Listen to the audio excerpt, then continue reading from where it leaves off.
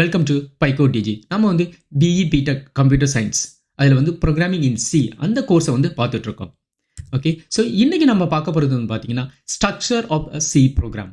Okay, C ப்ரோக்ராமரோட structure வந்து எப்படி இருக்கும் அப்படின்னு நம்ம வந்து பார்க்கலாம்.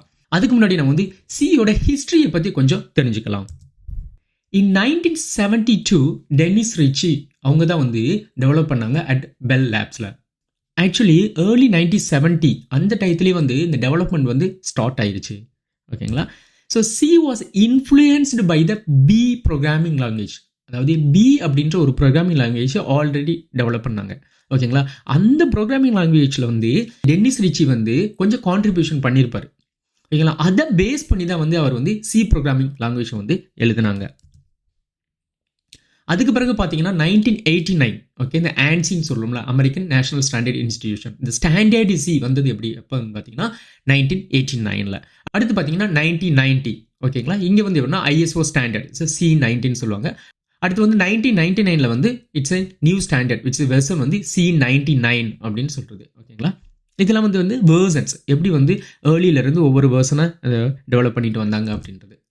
ஓகே, அதுக்கடுத்து அப்டேட்ஸ் அப்படின்னு பார்த்தீங்கன்னா நம்ம இப்போ பார்த்த மாதிரி 1999 நிறைய அப்டேட்ஸ் இருக்கும். அடுத்து வந்து C11 2011 வந்து சம் இம்ப்ரூவ்மெண்ட்ஸ். ஓகேங்களா? இந்த மல்டி த்ரெட்டிங், செக்யூரிட்டி ஃபீச்சர்ஸ் இதெல்லாம் வந்து இம்ப்ரூவ்மெண்ட் வந்து C11 வந்து 2011 பண்ணாங்க.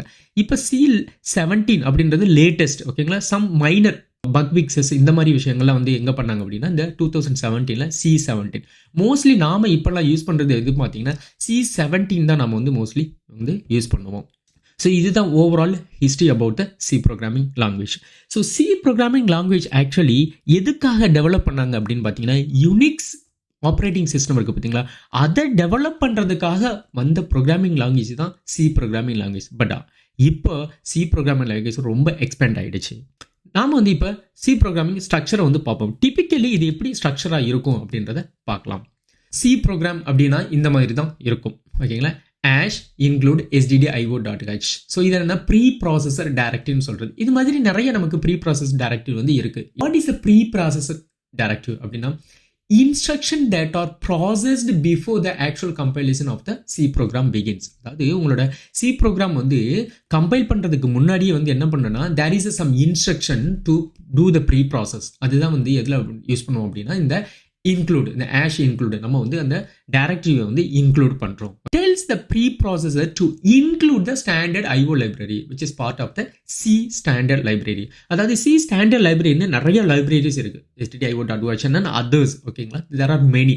நம்ம ஒவ்வொன்றும் ப்ரோக்ராமிங் யூஸ் பண்ணும்போது நம்ம அதை இன்க்ளூட் பண்ணுவோம், அப்போ உங்களுக்கு தெரியும். ஓகேங்களா? ஸோ அதை வந்து நம்ம வந்து இன்க்ளூட் பண்ணுறது தான் இந்த ஹெடர் ஃபைல்ஸ். ஓகேங்களா? Which is called is a preprocessor directory. அடுத்து பார்த்தீங்கன்னா நெக்ஸ்ட் என்ன பண்ணோம், குளோபல் வேரியபிள். ஓகேங்களா? ஸோ ஒரு குளோபல் வேரியபிள் வந்து ஒரு வேரியபிளை வந்து நீங்கள் ஃபங்க்ஷன் ஸ்கோப்புக்குள்ளேயும் அக்சஸ் பண்ணணும் அப்படின்னா நம்ம என்ன பண்ணுவோம், அவுட் சைடில் வந்து அந்த வேரியபிளை டிக்ளேர் பண்ணுவோம். அதை வந்து நம்ம குளோபல் வேரியபிள்னு சொல்லுவோம். அடுத்து வந்து பார்த்தீங்கன்னா ஃபங்க்ஷன் ப்ரோட்டோடைப். ஓகேங்களா? ஸோ ஃபங்க்ஷன் ப்ரோட்டோடைப் என்ன அப்படின்னா இதுதான் என்னோட ஃபங்க்ஷன், இந்த ஃபங்க்ஷனோட ப்ரோட்டோடைப் இப்படி தான் இது இருக்க போகுது அப்படின்னு நம்ம முன்னாடியே வந்து இன்ஸ்ட்ரக்ஷன் கொடுத்துறோம். அதுக்கு பிறகு நம்ம எங்கே வேணாலும் இந்த ஃபங்க்ஷன் வந்து நம்ம எழுதிக்கலாம். இதே ஃபங்க்ஷன் வந்து நம்ம வந்து அடுத்து வந்து அதுக்கு வந்து என்ன பண்ணிக்கிறோம் அப்படின்னா அதில் உள்ள block of logic like codes வந்து நம்ம எழுதலாம். ஸோ ப்ரோட்டோடைப்பு முன்னாடியே கொடுக்குறோம். அடுத்து பார்த்தீங்கன்னா இட்ஸ் அ மெயின் என்னன்னு பார்த்தீங்கன்னா இந்த ஃபங்க்ஷன் தான் it's a very important one. ஒவ்வொரு சி ப்ரோக்ராமிங் ஃபைலும் கண்டிப்பாக இந்த மெயின் ஃபங்க்ஷன் இருக்கும். Without main function C programming cannot executes. ஏன்னா கம்பைலருக்கு வந்து தெரியாது வேர் டு ஸ்டார்ட் அப்படின்றது தெரியாது. So entry of the program என்னன்னு பார்த்தீங்கன்னா இந்த மெயின் தான். ஸோ எந்த ஒரு நீங்கள் சி ஃபைலும் நீங்கள் கிரியேட் பண்ணாலும் இந்த ஃபங்க்ஷன் வந்து கண்டிப்பாக இருக்கணும். ஸோ என்ன இங்கே இன்ட் அப்படின்னா என்னென்னா it's definitely it's return whether is a success or failure. 0 நீங்கள் ரிட்டன் பண்ணிங்கன்னா இட் இஸ் அ சக்ஸஸ், அதாவது எக்ஸிட்டை வந்து நம்ம ரிட்டன் பண்ணுறோம், சக்ஸஸ் ஆர் ஃபெயிலியர். இப்போ வந்து வேறு மோர் தென் 0 லைக் 1 அப்படின்னா இட்ஸ் அ ஃபெயிலியர். ஓகேங்களா? ஸோ இன்ட் மெயின்றது இட்ஸ் அ கீவேர்டு, இந்த ஃபங்க்ஷனோட கீவேர்டு. இந்த மெயின்றதை நீங்கள் கண்டிப்பாக யூஸ் பண்ணி ஆகணும், மெயின்.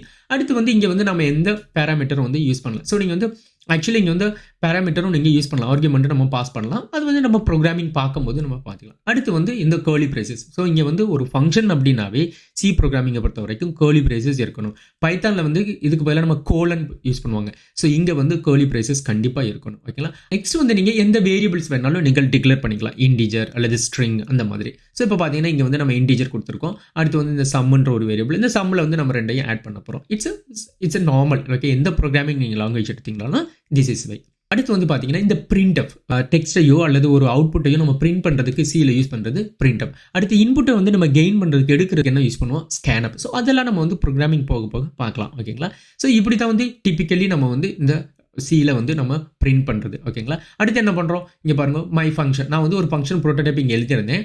அந்த ஃபங்க்ஷனுக்கு நான் வந்து இப்போ ஒரு ஃபங்க்ஷன் இங்கே வந்து டிஃபைன் பண்ணுறதுக்கு நம்ம வந்து எழுதியிருக்கோம் பிளாக் ஆஃப் கோட்ஸ். இப்போ இந்த ஃபங்க்ஷனை வந்து நம்ம கால் பண்ணலாம். ஸோ ஒரு ஃபங்க்ஷனை வந்து நம்ம வந்து எழுதியிருக்கோம், அதை வந்து இப்போ கால் பண்ணுறோம். அப்போ என்ன வரும், இங்கே வரும். இங்கே வந்து என்ன பண்ணோம், குளோபல் வேரியபிளுக்கு வந்து 10ன்னு வந்து யூஸ் பண்ணியிருக்கோம். ஏன் வந்து இங்கே வந்து 10 கொடுக்குறோம், எப்படி இந்த குளோபல் வேரியபிள் இங்கே அக்சஸ் பண்ண முடியுது, ஏன்னா நம்ம ஆல்ரெடி என்ன சொல்லியிருக்கோம், இட்ஸ் அவுட் சைட் ஸ்கோப். ஓகேங்களா. It's called is a global variable. இது நேம் வந்து குளோபல் தான் இருக்கணும்னு அவசியம் இல்லை, நீங்கள் it's a user defined variable தான், நீங்கள் எது வேணாலும் கொடுத்துக்கலாம். பட் டிஃப்ரென்ஷியேட் பண்ணுறதுக்காக நான் வந்து இதை குளோபல் வேர்னு வச்சிருக்கேன். ஓகேங்களா. இங்கே நம்ம ஒரு ஃபங்க்ஷன் எழுதுறோம், ஜஸ்ட் இதை பிரிண்ட் பண்ணுறோம். ஸ்ட்ரக்சர் வந்து இப்படி தான் இருக்கும். மெயினாக இங்கே பாருங்கள், அடுத்து வந்து ரிட்டன் வந்து 0. என்ன அப்படின்னா is written statement indicating successful execution.